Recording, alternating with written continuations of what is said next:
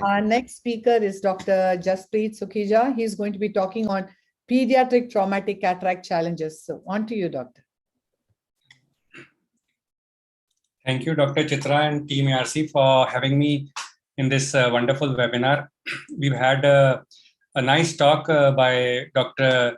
Ki Soon about the traumatic cataracts in adults. And more or less, I mean, they are just you can say a similar scenario what we have. But what are the issues which are different in children? So trauma accounts for almost 12 to 45% cases of pediatric cataract in the developing world. And traumatic injury to the lens can involve other ocular structures, thus increasing the complexity of the surgery. Now, what happens in children? It's a different ball game. You have increased incidence of inflammation and other sequelae, which could affect the visual outcome. And this is an amblyogenic age group. So we have to be careful about this increased inflammation leading on to visual axis obscuration. We have to be careful about the other things like you can say, the visual axis obscuration plus the IOL power calculation, which poses a challenge in some cases. The other thing is primary posterior capsulotomy. So for the amblyogenic age group, primary posterior capsulotomy is a must as compared to adults. The other thing is whether to implant a primary versus secondary IOL implantation, which is debatable because of the amblyogenic age group. We have to be quick in whatever we have to do. So how do we get optimal outcome in such cases? So I'll just show you some of the videos. Of course, this is the first one is this child did have a penetrating eye injury, which you see a corneal scar, had some posterior irido-lenticular adhesions here, some iris tear here. So with this cataract, we try to remove the synecdoche here, but remember, sometimes you might end up tearing this and you might end up injuring the capsule. So better is to avoid if it is in the periphery rather than cause more inflammation. So stain the anterior capsule, and then after staining the anterior capsule, do a capsulotomy. So what happens is I've left the capsule here. Now I'm going from this place. So I'm not gone totally 360 degrees, avoiding this area, which might have gone periphery, or we don't know the anatomy, what's going on because it's all stuck up here. So remove the lens matter away from the area where it is difficult. So once you've done that, then you need to go to the area where there has been an injury. The problem here is the lens matter is very sticky in children. So it becomes all the more difficult when you have to remove the lens matter from a child's eye. So we're going slowly and trying to remove lens matter, but we can still hear there is some opacification of the posterior capsule. So it's very important that you do a primary posterior capsulotomy in these cases. The visibility is low because of the trauma, because of the scarring, and one has to use a Utrata forceps and sometimes a cutter. So we are going to use a cutter here to have an opening in the posterior capsule and do an anterior vitrectomy, because the YAG also would become difficult in these eyes. Sometimes the children are like uncooperative, they are younger children, and it becomes difficult to do a YAG capsulotomy. So this is we use a 3-piece intraocular lens implantation here so that it's stable. It does not shift it in the post-op period.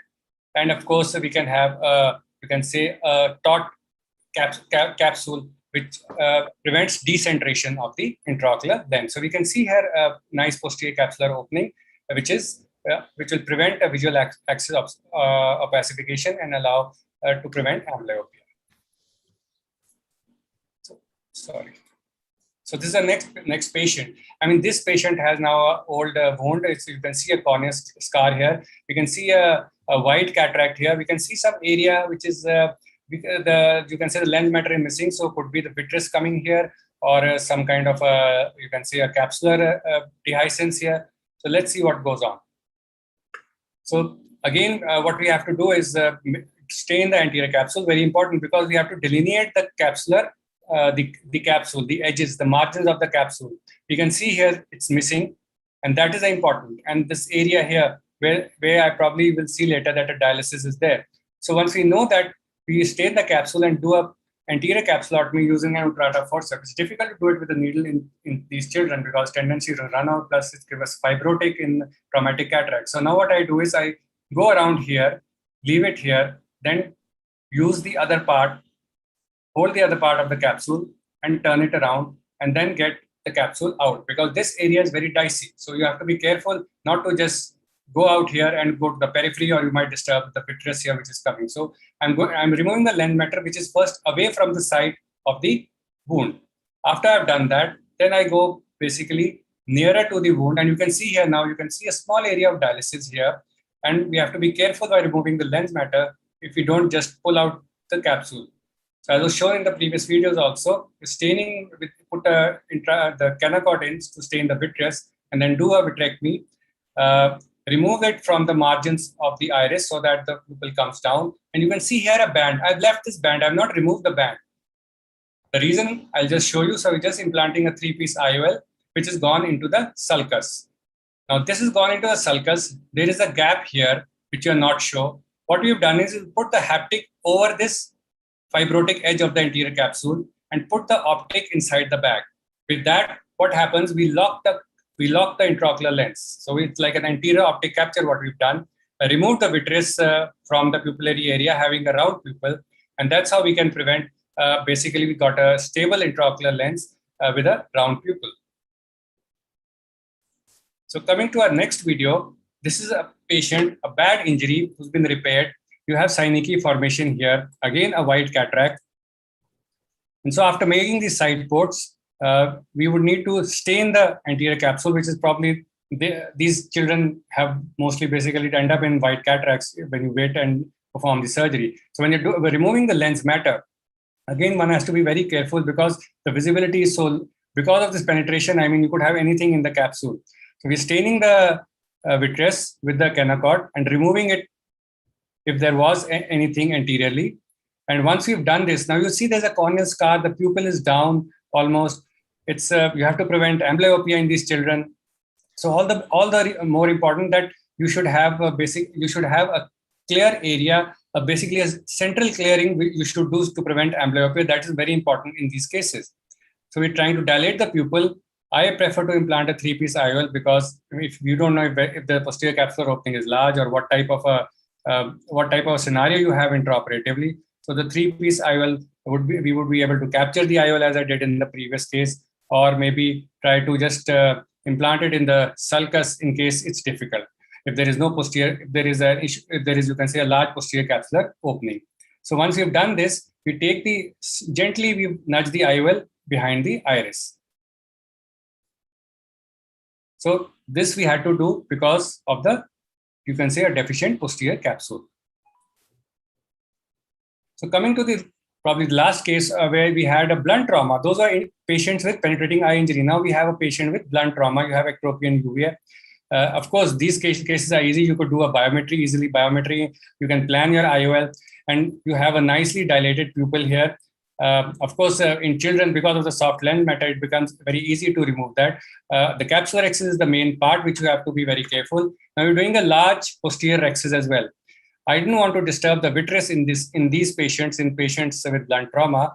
We don't know what will happen. So what I did was, without an anterior vitrectomy, I'm putting the optic behind the posterior capsule.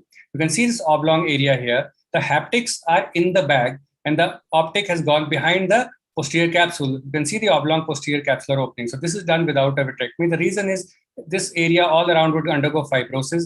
It would form a Sommering ring and there will be no proliferation of the lens matter out of the bag. So in traumatic cases, this is one issue. You have a high incidence of visual axis opacification because of the lens matter proliferation.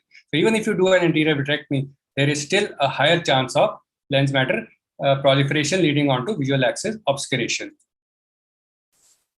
So what are the tips? Now we have challenges. Now we should always do a pre-op ultrasound for posterior segment evaluation. We don't know if we have a vitreous hemorrhage or a retinal detachment, which might obscure the view for doing a posterior capsulotomy and leading on to amblyopia then. So if the glow is not there, if you have a vitreous hemorrhage, it becomes very difficult to do a posterior capsulotomy. And stage of primary IOL will depend whether it's in open globe or a closed globe injury. Obviously, a stage procedure is preferred when you have an open globe because of issues of inflammation, because you don't have a good, you can see you can't do a biometry in these cases. Always stay in the capsule for better management because you have 1 minute remaining. Yeah. So we will be able to delineate the capsule and do a better job. Be wary of the vitreous and the shaky bag. That's very important. You have to plan your IOL placement accordingly. Try to perform a primary posterior capsulotomy, as in these children, they have a high incidence of visual axis opacification. Normally, children have a high incidence of VAO, but in trauma, it increases all the more so. posterior optic capture could prevent iris capture and synecdoche formation. So in these traumatic cases, there's sometimes a tendency for the IOL optic to just capture inside the iris margin, or you can say it's an anterior collapse of the optic. So if you do a posterior optic capture, probably it can prevent all this. And intracameral steroids also would help in decreasing the inflammation in these traumatic cases. Thank you all for a patient hearing. Thank you very much, Doctor. You actually answered all the questions which I have to ask. I don't know whether I'm repeating myself, but anyway, I'll just, what are the tips you would give to avoid optic capture? You have already discussed most of it. Yes, so tips for anterior migration of the optic. So Yes. one is obviously your capsular axis, the anterior capsular axis has to be less than the size of the optic, which you would do in any other case. Okay, but here what we are doing is, if it's an older child, probably yes, it would be doing like an adult cataract surgery. But in younger children, when you have to do a primary posterior capsulotomy, as I've told you, that if you can do a posterior optic capture, probably that is a better option in these patients to prevent an anterior collapse.